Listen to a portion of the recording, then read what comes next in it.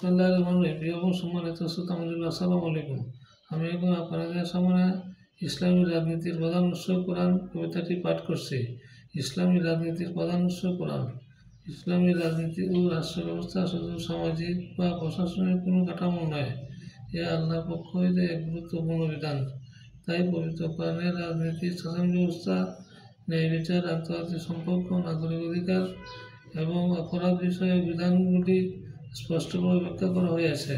এগুলি ইসলামী শাসনের মূলনীতি, যাহার বিস্তারিত ব্যাখ্যা পাওয়া যায় রাসূল ইসলামের সুন্নাহ, সাহাবীদের ঐকমত্য, ইজমা, কিয়াস ও জনস্বার্থ ও শরিয়াত সম্মত রীতিনীতি হইতে।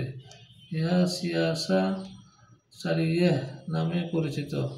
পবিত্র কোরআনে প্রত্যক্ষ ও পরোক্ষভাবে রাজনীতির উল্লেখ আছে। শাসন ব্যবস্থার কর্তৃত্ব আল্লাহর। ইসলামের চোখে নিজের স্বার্থ সংশ্লিষ্ট বিষয়, নিকটাত্মীয় কিংবা শত্রুর ক্ষেত্রে ন্যায় বিচার প্রতিষ্ঠা করা জরুরি।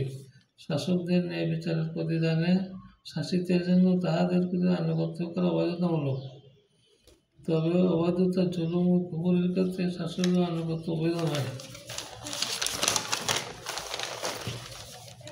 মুসলিম রাষ্ট্রের স্বার্থের অনুকূলে শান্তি চুক্তি করা বৈধ, পরম উত্তম পন্থা। হুদায়বিয়ার শান্তি চুক্তি এর বাস্তব উদাহরণ।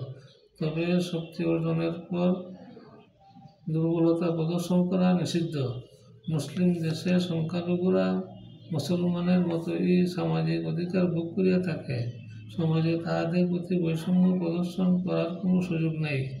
সমাজে সংখ্যালঘুদের সামাজিক অধিকার পরিপূর্ণভাবে প্রতিষ্ঠিত করিতে ইসলাম বদ্ধপরিকর। মহান আল্লাহ অমুসলিমদের সাথে সুবিচারপূর্ণ ব্যবহার করার নির্দেশ দিয়েছেন। তথ্যসূত্র মাওলানা সাখাওয়াতুল্লাহ, আপডেট 19 সেপ্টেম্বর 2025, গুগল। এবং সম্মানিত শ্রোতা মণ্ডলী, পরিশেষে আমি আপনাদেরকে আবারও সালাম জানিয়ে আমি আমার কবিতা এখানে শেষ করছি। আসসালামু আলাইকুম ওয়া রাহমাতুল্লাহি ওয়া বারাকাতুহু।